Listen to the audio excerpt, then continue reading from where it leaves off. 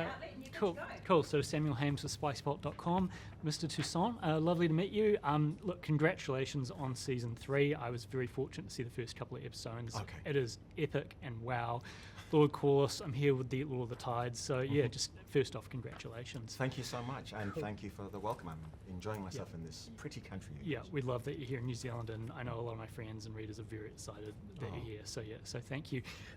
Look, the Battle of the Gullet. This is Lord Corlys's Battle of Trafalgar moment. This is his moment, and obviously I know you've talked about the length and the heavy production, but I'm more interested in sort of the training and the process that went into this, because I mean it's quite a thing, and I know you've talked about the style, but maybe your preparation to jump into that. Yeah, sure. I think it was a couple of months of fight stuff. Well, basically what happens is the Rowley, our stunt coordinator, and his guys, they will work out the fight, and they try to what's the word? They try to adjust the moves to the character. Yeah. So they do that, and then they shoot it as a previs, they call it, and then they showed it to me and to Abu and to Abigail. Yeah. And then for the next 6 or 7 weeks, we then rehearse with the guys and start trying to do those moves. Yeah. And then what happens is you learn it, and then they sort of go, well, that's not really manly, Steve. Yeah, yeah. Which is hard to believe when you look at me. I know, right? I know. Yeah. And so you do that, and you learn how to move, how to plant your body, and so forth. Yeah, yeah, yeah. And then at some point, myself and Abigail went through our stuff, and Abigail is extraordinarily good at that stuff. And then once you've got to that stage, you finally have to come and do it on set. Yeah. That's different, because when we were rehearsing it, of course we were just in t-shirts and tracksuits. Yeah, very loose. But suddenly now you have the helmet on, you have the armor and all that stuff, and it becomes a whole new challenge. Yeah. Plus, in a very small area, the boat that they built, of course it's big, but the deck area is quite small. Yeah. So they have a lot of water and blood everywhere, lots of corpses for you to jump over, and so that becomes a challenge. Yeah. Trying to make that look real, and still stick to the choreography. Yeah, yeah. And the lucky thing for us is that these stunt performers were extraordinary, and so they were able to make us look like we knew what we were doing. And if we did go wrong, they could find a way to fix it. Jump in. Yeah, no, 100%. And look, obviously, Lord Corlys is a very a bougie character, shall we say? He likes a bit of the bling. I've never heard that before. Cool. Well, I think he goes for it. And that captain's cabin, when he's in the cabin, just what, like, obviously we've seen him in his throne room, and now he's got the cabin. What was it like, just the detail of that set for you? Like, when you're like, this is my command area, because I thought the cabin was amazing. I know it is. It's beautiful, and that's one of that's testament to our production designer and the craftsman, because just like the Hall of Nine, everything in that set you could use in some way. So all the charts, all of that stuff, there's a story behind it. If I walked in there and I sort of went, oh my goodness, what's this weird, odd piece of whatever, they go, oh, he got that when he was in Dawn, or whatever it was. So half of the work is done for you anyway as an actor, because you're actually in the real world. Anything that you touch, I mean, they they created this, the bottles that we drink that terrible drink from, they created all those things. I mean, it's all just, I guess they do an awful lot of research. All tactile and textual, and there's something for you. It's not like you're just on a green screen, it's like there. And obviously you do use a lot of the green screen, but to have something physical, it just makes it real. Because there are moments, of course, like in that battle where we were doing scenes where Lonnie would be down below with a megaphone going, there's a dragon, look at it! So to counter those moments, there are these moments where there's just real stuff, and it's beautiful. Nice. And obviously when you get into character, you know, having talked to a few actors and stuff, and like performance and wardrobe, and is there a moment though when you're putting something on, or a piece of armor, or that you step and you're like, now I am the character in your process? Is that? Yeah, I mean, I don't know if I think about it as overtly as that, but yes, usually the robe, whatever it is that he's wearing, and the boots. Yeah, because sometimes it's about your relationship to the ground. It sounds so funny to say that, because I generally am a slightly more light-footed person. Right. Yes. You know, I tend to bound around a bit more. Yeah. And so once you have those boots on, and then of course, as you said, the armor, you are much more planted, and that gives you an idea of who he is. Because when he walks into a room, he takes the room. Yeah. Do you know what I mean? And so having that, trying to create that presence. Yeah, I always saw him as kind of he's very much, you know, a cross between, say, like sort of a general and a statesman. You know, he's that real, like, he's almost like the Colin Powell of Westeros. You know, Someone else like, mentioned that. Yeah, Yes, he is. He's And like, you know, just that real authority, and you know, And I think for him, it's there are people who can speak and they know they will be listened to. Yeah. You know, they don't have to fight for your attention. 100%. And I think that's what he is. Yeah, no, 100%. And look, one thing I wanted to talk a lot, it seems for Lord Corlys, one of the big things for him this season is legacy and loyalty. That's something that's very important to him. And just wondering if you could sort of explain that, maybe if that was part of how you saw the character of the season, or if you think that's an interpretation, because that sort of seems to me where he's going this season. I think it's an interesting... Yeah, I think it's an interesting interpretation, because I think certainly for seasons 1 and 2, it was definitely that, 100%. I have to secure my family, and I have to make sure my line continues. Yes, yeah. I think that's still a part of who he is in season 3, but I think slightly less so, or at least he is aware that other people, family members, may have different views. Yeah. Back in season 1 and 2, when he was going to get his son married to Rhaenyra or whatever, it didn't really matter what his son wanted to do. It's like, no, this is what's going to happen. Season 3, of course, he's lost those people, and now he's left with his illegitimate sons. Yes.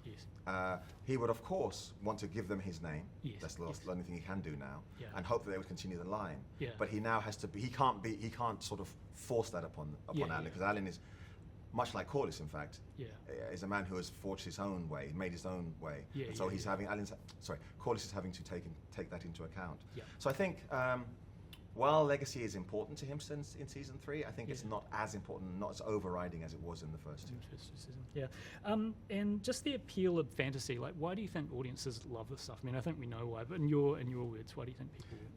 I mean, there are a myriad of reasons, but I think sometimes it's just to escape. Just to escape. Do you know what I mean? Because I mean, unless you're, I don't know, maybe a billionaire or something, there are issues in our day-to-day lives that you just have to deal with. You know, it's just life. You've got to pay the bills. You've got to circumnavigate everything. Yeah, family, do you know what I mean? Everything. Whereas, and so it's nice sometimes just to escape. I mean, that's what art is anyway. 100%. But certainly, the idea that you could be having a discussion and just get bored and just go, you know what, I'm just getting on my dragon. No, 100%. Or in Corlys's case, I think I'll just go to sea for 6 years. Where none of us can do. Come back with some treasures and things like that. I think sort of one of my last questions really is obviously the words of House Velaryon. Your house are the old, the true, the brave. And I was just wondering those words. What do they mean to you personally? Because I'd be very curious about that. Oh, that's a good question. I think it's about first of all, it's about tradition and honouring what has come before, honouring this is the way things are done. They've always been done this way, and there's a reason why they've been done that way. I think that's about the old. The true, of course, is to be honourable, to have integrity. Yes. I totally understand that. And the brave, well, of course, this is a man who ventured out in his youth and went to all these wonderful places. There is a place for bravery. You know, and that doesn't mean that you're never scared. Yes. It means that when you're scared, you still go towards the thing that makes you afraid. Yes. That is bravery, and I think that's kind of how Corlys has lived his life. Yes. I wish I could do that. And I think you know, Lord Corlys is a character who's obviously he's very much kind of made his name. You know, obviously he comes from a great house, but he's gone out and done it. And just in your own words, how audiences connect to him because of this. You know, he is the self-made. So how audiences can connect to him being the self-made man of Westeros. Sorry, there's a word you're saying and I can't. The self-made man. No, say the whole sentence again. So how audiences can connect to connect. Him. I'm so sorry. No, I'm sorry. It's me. It's no, it's not. It's me. Trust me. No. But how do they connect to him being the self-made man of Westeros? Well, I think very few of us in the world are born with any kind of advantage in that sense. You know, this idea of a silver spoon in your mouth. That's a small group of people. The rest of us are born as ordinary people, and we have to survive. Whatever. I have no idea about your circumstances, but whatever. I'm going to assume that whatever you have done in your life, you did it yourself. That you're here now because of your own endeavors. Yes. And I think that's always going to be something that we as an audience will appeal to us. Because we understand. We begin in the world as a blank. And then whatever you're going to do, you have to take control of your own destiny. And I think that's the thing that I find attractive about Corlys, and I hope that other people do too. Yeah, no, that's cool. And just going back, obviously going back a season to your relationship with Renee's and that absolute love that we loved in Eve Best, like she's the greatest. In terms of, do you think Corlys would ever have another great love in his life, or do you think he's a one-woman guy? Do you know, to be honest, that's a question for Ryan, isn't it, really? I don't know. I like to think that he probably wouldn't. Yeah. I think that he might, I'm trying to think of a politically correct way to say this, he might dabble. He's done a bit of that in the past. Yeah, exactly. And that was a surprise to me too. Yeah. But no, I don't think so. I think, particularly in this world, I think if you find your soulmate, Your the true person, love, it's very hard. Everybody else has to live up to that. Yeah. And I guess in modern terms, you can imagine being with him and he'd be like, Rhaenys never did that. Yeah. Oh, you do it like that, do you? Because my first wife didn't do that. So I think it would be quite tough. I don't think that he would. I have no idea. I haven't read the book, so I don't know if he does. But no. my feeling of it is I don't think he would either. I think he's a very honourable man, and he's done some bad things in his past, and I think he's sort of trying to sort of make up for those. And now with that, she was the one for him. So, I think so. Yeah, and in terms of like, say like, if Corlys is to travel anywhere in Westeros, like be the travel guide, like where's the one place he hasn't been to that you think he'd like to go in Westeros? I mean, he's probably circumnavigated it, but I'd just be very curious.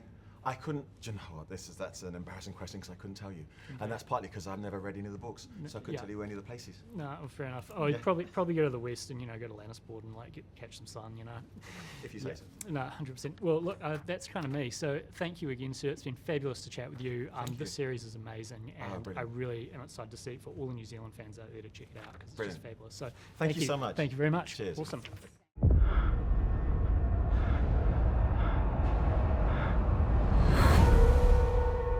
These are turbulent times.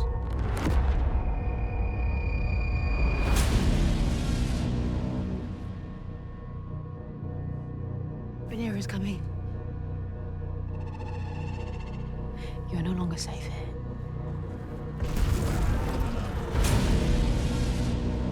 Their defeat is written.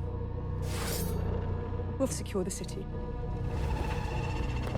Without further bloodshed. The Queen has many dragons. But her subjects do not feel safe, nor should they. I see you have been merciful. But the crown is a weight that crushes. You'll do things that spell death for all involved. Little by little, bite by bite, we are exposing her as weak and unsuited to rule. My enemies have been allowed to muster their strength. She'll certainly fail. And we will raise our own throne. In a war, all suffer.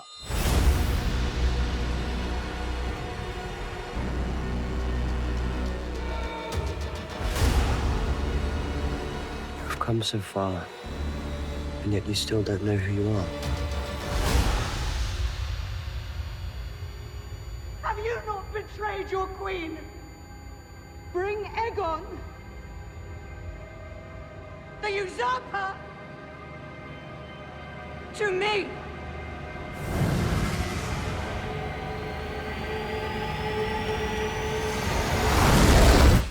Did I not warn you that you would come to this?